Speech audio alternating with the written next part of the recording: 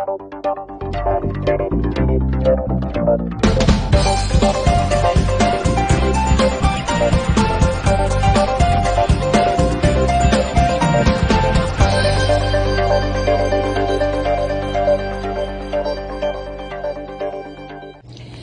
was Edmond Safra, the greatest banker of his generation in the estimation of a former World Bank president, the founder of 4 massive financial institutions on 3 continents, and the proud child of Beirut's Jewish quarter? An innovative avatar of financial globalization and a faithful heir to a tradition of old world banking, the leading champion and protector of the Sephardic diaspora. In A Banker's Journey, financial journalist and historian Daniel Gross, who, like Safra, traces his heritage to Aleppo, Syria, reconstructs the public life of an intensely private man with exclusive access to Safra's personal archives. Gross tracks the banker's remarkable journey from Beirut to Milan, São Paulo, Geneva, and New York to the pinnacle of global finance. Edmond Safra was 15 in 1947 when his father sent him to establish a presence in Milan, Italy. Fluent in 6 languages and with an eye for value, managing risk and personal potential, Safra was in perpetual motion until his tragic death in 1999. The modern global financial empire he built was based on timeless principles. From a young age, Safra assumed the mantle of leadership in the Syrian Lebanese Jewish community, providing personal aid, supporting the communities that formed in exile, and championing Sephardic religious and educational efforts in Israel and around the world. Edmond Safra's life of achievement in the 20th century offers enduring lessons for those seeking to make their way in the 21st century. He inspired generations to make the world a better place. Daniel Gross is one of the most widely read writers on finance, economics, and business history. Over the past 3 decades, he has reported from more than 30 countries, covering everything from the dot-com boom to the global financial crisis and the Great Recession of 2008. Gross worked as a reporter at the New Republic and the Bloomberg News, wrote the Economic View column in the New York Times, and served as State's Money Box columnist. At Newsweek, where he was a columnist and correspondent, he authored 7 cover stories. Daniel Gross is my guest on the Pioneer Show to tell me a journey for a banker, how Edmond Safra built a global financial empire. Daniel Gross, you are most welcome on my show. Thank you for the book. You are the writer of A Banker's Journey, How Edmond Safra Built a Global Financial Empire. You said in your book that Edmond Safra was the greatest banker of his generation. Can you tell us why?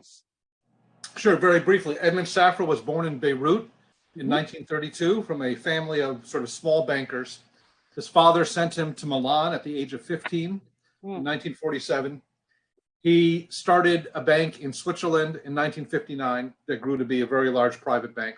He started a bank in New York called Republic Bank as a startup that grew to be the 11th largest bank in the United States. His brothers founded a bank in Brazil that grew to become one of the largest banks in Brazil. He sold one Swiss bank and then built another one.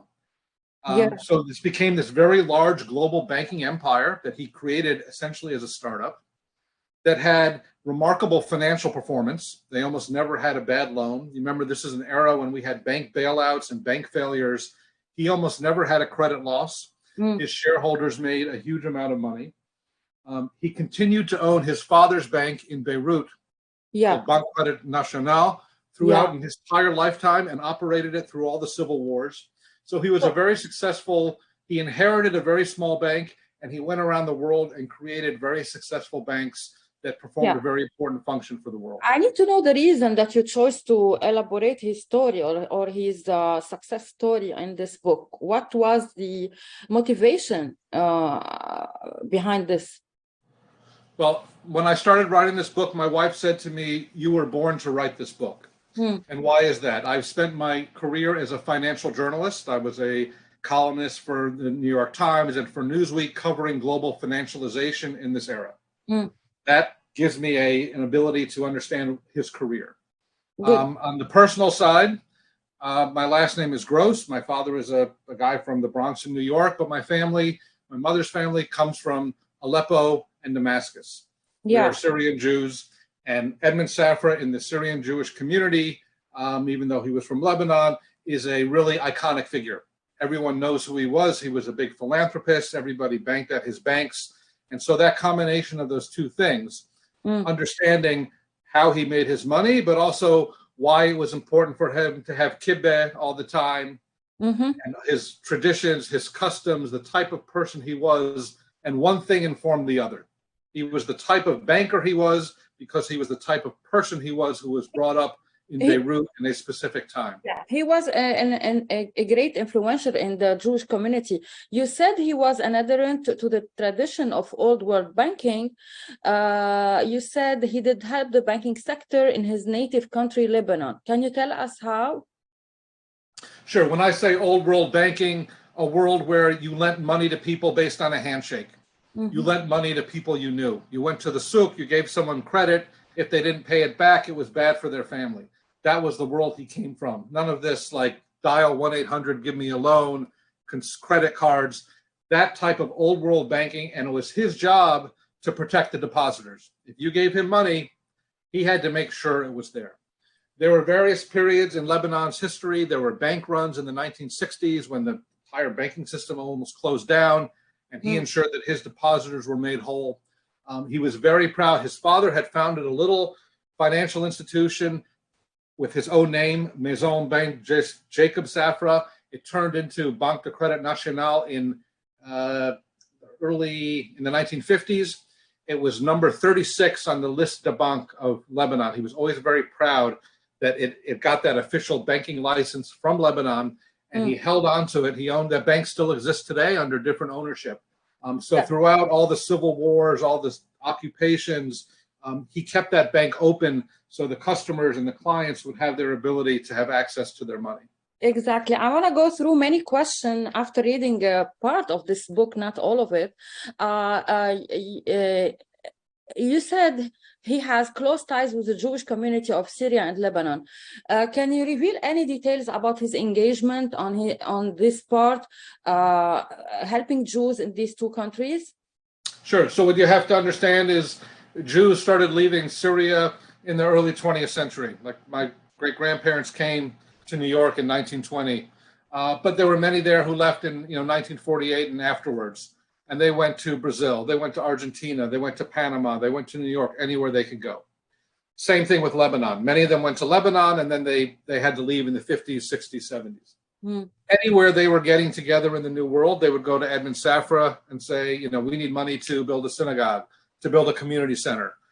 Someone needs a heart transplant. It was like this level.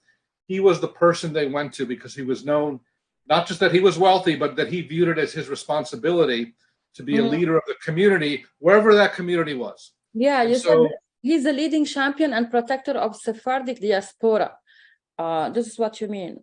Yes, but it was also, there were Jews who remained in Syria until 1994, and he was helping them as well. There were Jews who remained in Lebanon through the 70s and the 1980s, and he was sending money to keep them afloat, intervening with politicians to help get people out, bringing important documents out. So he had a very personal connection to that world and felt that, again, his responsibility, not just as a banker to help people protect their assets, but to help these communities. Before to talk about his death, I want to mention that Edmond Safra is a Brazilian too. I want to know from you if he did any help for the Brazil overcome its financial difficulties. So Edmond Safra, as I said, he went to Milan in the 1940s when he was 15. He traveled around Europe. The family needed a place to go because they felt like Lebanon was not a good place for them anymore. You couldn't get citizenship in the United States or Europe in the 1950s. So he said, let's go to Brazil. So he moved his father, his sisters, and brothers, and they set up some financial operations. He stayed in Brazil, and then he moved back to like Switzerland, New York, and was always circulating around. His brother, Joseph and Moise, they built up financial institutions in Brazil called Banco Safra, which is now probably the fourth or fifth biggest bank in Brazil. And that was his brother, Joseph, who really built that up. Their banks worked together. They referred to it as the Safra family of banks, but they had different ownership. Great. He never had Israel or made Israel his residency. Why? Well, in the book, I talk about the opening chapter of the book is in 1947 when he was going from Beirut to Milan. He went over to what was then Palestine and flew from the airport outside Tel Aviv, and that's how he left. And he would not come back to Israel for at least 30 years. Now, obviously, a lot of Jews from the Middle East were coming to Israel in the 1940s and 1950s, but it was a socialist country. It wasn't a place to do business. And he felt that it was, better for him and his family to do business in Brazil, in Europe, in New York. He did not actually publicly identify with Israel for many years because there were Arab boycotts against people doing business, because he had a bank in Lebanon. He was doing a lot of business in Saudi Arabia and the Gulf states, and with Lebanese people who had moved to Brazil who weren't Jewish. So he tried to stay out of the sort of politics in the 1950s, 60s, and 70s, even though he was, giving money and giving charity. Wonderful. You talked about Joseph Safra, Edmond Safra. Where does Lily Safra figure out in your book? So Edmond Safra married later in life. This was a kind of departure from what was done, typically in his community. When you were in your 20s or 30s, you would marry another woman from the community and have many children. Edmond Safra was always traveling around. He didn't feel like it was appropriate for him to have a family given his lifestyle. And when he was in his 40s, he met Lily, his wife, Lily Safra. She was a Brazilian woman. And they got married in 1976 when they were already in their 40s. So they didn't have their own children. She had children from a prior marriage, but she was really a partner to him in not just the business, but, throwing events, bringing him into a much bigger kind of social world, meeting with, prime ministers and going to states dinners. That was really more kind of her world, the world of art and culture, where he became an important philanthropist and an art collector. And that was kind of what she brought to the partnership. How is going on? What's going on now with the Safra Empire? What we can say about the heritage? So in 1999, I talk about in the book, Edmond Safra became sick. He had Parkinson's disease when he was in his 60s. And in 1999, he decided that he would sell his banks. So he sells them to HSBC, a big British Shanghai, Hong Kong bank. And so his banks are sort of done. He was going to take all the money and start a new financial institution, but he died in December 1999. So when he died, there was no business to leave behind. There was no Edmond Safra Bank. His brother, Joseph, in the meantime, had been building up Banco Safra in Brazil. And then in the years after Edmond's death, started a bank in Switzerland called Bank J. Safra, which is now the sixth biggest bank in Switzerland. So the heritage is being carried on by his younger brother, Joseph, who passed away 2 years ago, and now Joseph's children and family. What about Safra Foundation and the work they do in humanitarian aid? Does it exist until now? Yeah, so he left, when he died, he left most of his assets to a foundation that bore his name, and it funds activities in three areas: education, medical research, because he suffered from Parkinson's, so particularly on neuroscience and brain issues, and Jewish life, like funding synagogues, translations of the Bible, etc. So that's managed by a professional team in Geneva, and for 23 years they have been creating. There's a Safra Center at Harvard on business ethics. There are professorships that are doing research on science. If you go to Israel or around the world, you will find many Edmond Safra synagogues. So they've been active in carrying out the wishes that he expressed toward the end of his life. Back to your book, my last question, does read like a criminal thriller? Especially when you address the topic of Edmond Safra's tragic death. And what was his secret of success, if you can tell us? Okay, very briefly, what a lot of people know about Edmond Safra, they know about how he died. In 1999, he was in Monaco. He had a team of nurses. One of them was a male nurse from the US who had been a former military person and was like emotionally unstable.